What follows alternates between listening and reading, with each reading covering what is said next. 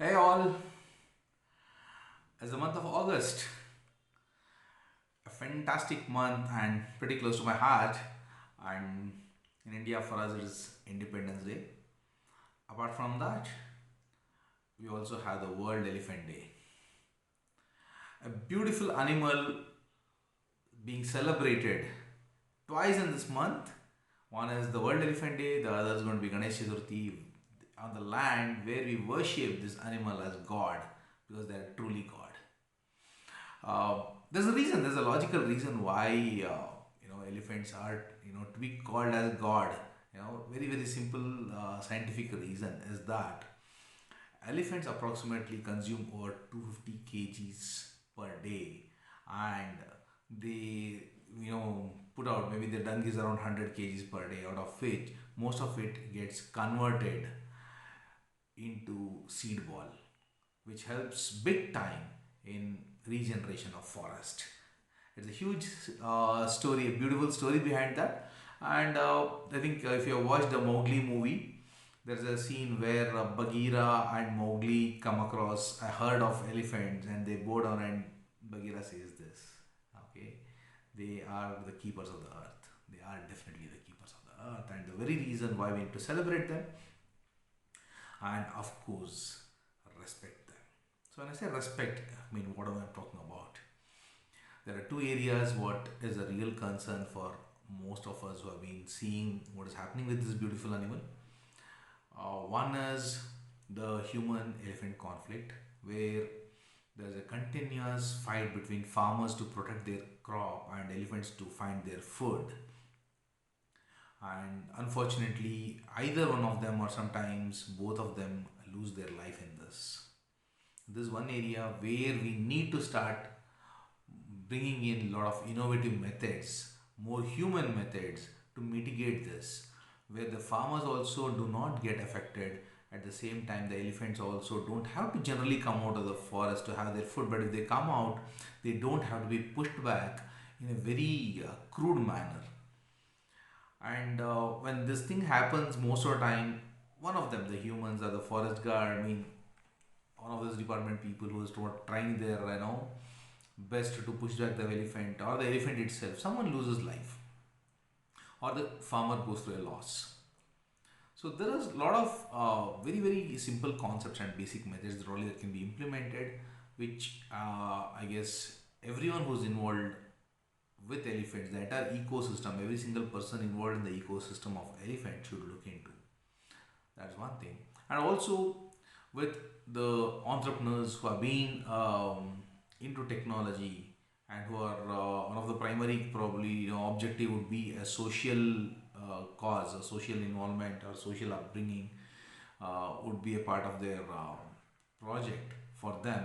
It's a fantastic opportunity to do something for the earth, for the farmers, for the elephant, because the elephant's ecosystem is something beautiful. As I said, they're the keepers of the earth, which means that the moment you do something using technology which can really safeguard elephants and farmers together, the effect is much wider.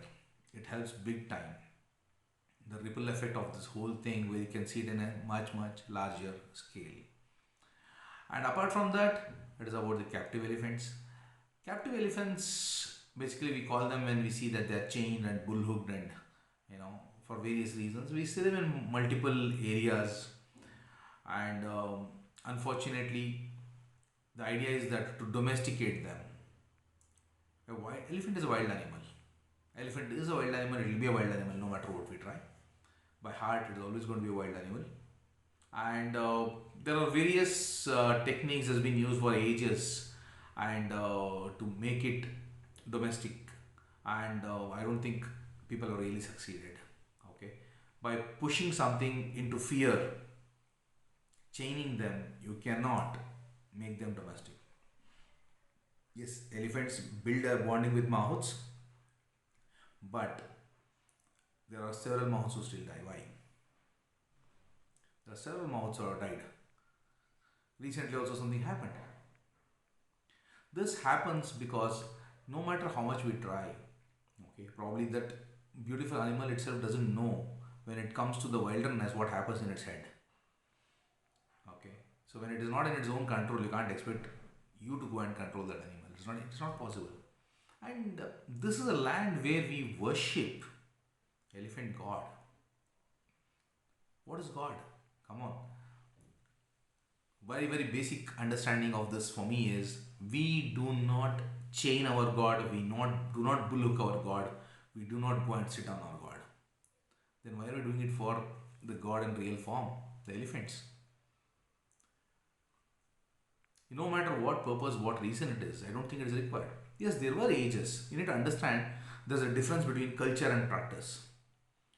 Elephant god Ganesha is a part of our culture. Elephant captive business or captive elephant business, sorry, is our practice. The reason why elephant came into probably so many aspects of our life was this, that they helped us at several stages of building our civilization, being building of temple, building of fort, fighting wars for us. It has been a part of our life, and it did not come on its own to do all this. It is a social animal, it is a beautiful animal, it reciprocates, okay, when you show love and affection. But then unfortunately, I think somewhere we started misusing them a lot. And that's what has made this whole captive elephant business today, you know, flourish, or I don't know what do you call that actually, but still, um, it's not worth of it. Basically, as I told, you don't sit on your god.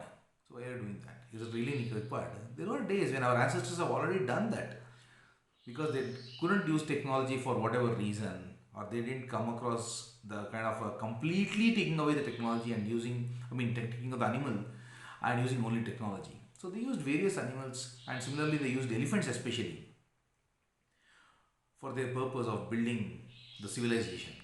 But that's done.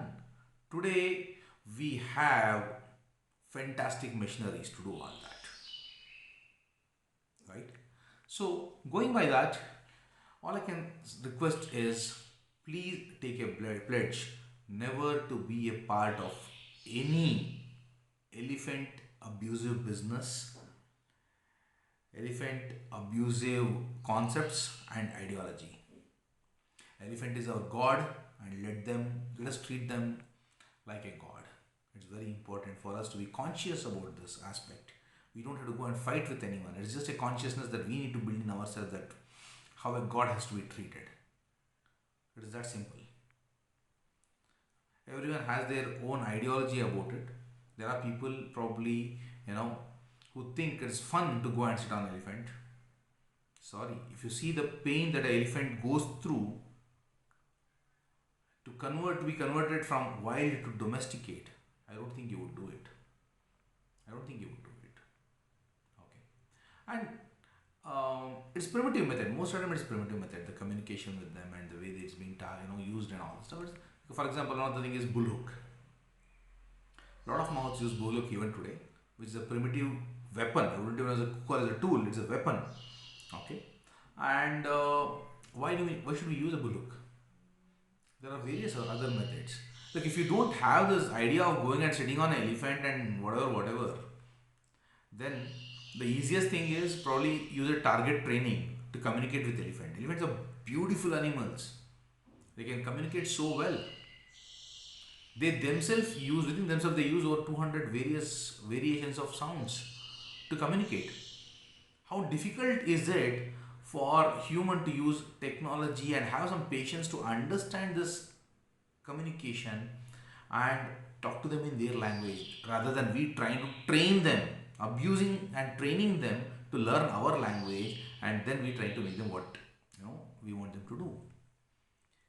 So please look into using the right kind of methodology to communicate with these animals if it is really required, if it is in captivity and we are not able to get them back their life, what actually they deserve. And let us get over the primitive methods we have used. Let us get over the practice. Let us get into the culture. You have a beautiful culture. We have a culture of gratitude, and gratitude is not shown by chaining and worshipping them. I don't think so. You can worship them wherever they are. It may be deep in the jungle. You can still worship them. So, requesting everyone to look at this beautiful animal and say thank you to that for what it has been doing for Earth. And apart from that, understand that we are also on the verge of losing this animal big time forever. I think in India there are around 27,000 plus elephants, of which we are losing, they say, between 8 to 10% every year. We see that. I don't know. I mean, generally every day in newspaper or every alternate day, you see, we have lost two elephants here, two elephants in the conflict, two elephants died because of, three elephants because of a railway track. There are times where 10 to 15 elephants died in one go. I think, we are messing up with the whole ecosystem if this is what we are doing with these elephants. Elephants are keepers of earth. We need to remember that. We can't afford to lose them at any cost, and our culture is not something where we abuse it for any reason, any purpose. So yes, there are people who are going through trouble. As I told you, farmers are one. Farmer community is one which is really facing a lot of problem. But there are scientific ways. There are a lot of ways. One of the simplest thing I'll tell you, there's a lot of CSR that happens. A lot of corporates spend a lot of money. And if you get a farmer, the one who are on the fringes of this forest are the one who have 2 acres, 5 acres, the small scale farmers, small margin farmers, and hardly what do they grow in a year? What would you think it will be worth of in the market when they directly sell it for the agent or something like that? For a corporate CSR budget, it is nothing. How difficult is it for them to just buy it over and tell the farmer, if the elephants by any chance come and have them, let them have, don't harm them, and build appropriate method, barricades or trenches or whatever is required to keep them coming into the village, rather than so that they are on the fringes and they have whatever they want to have and go, and the farmer doesn't even go and bother them. Okay, or probably you can improvise this whole idea itself. So there's a lot of ways if you can really look into it with more humanity, rather than trying to be the righteous authority of the earth. Being humans, let us be more human and humble, okay, and be a part of the entire ecosystem. Earth do not belong to us; we belong to Earth. Let us remember that we are part of. We are very much same and equal. In fact, when we speak about the human intelligence, we speak about the neurons and all the stuff. Elephants have a lot more neurons than us. You can see that they learn very fast, and they're very intelligent, very capable. Okay, but I guess sometimes they're so much intelligent that they are not doing what we are doing for the same reason. By this, I would say, let us protect these animals, beautiful gains, and happy World Elephant Day to all of you again. Thank you so much.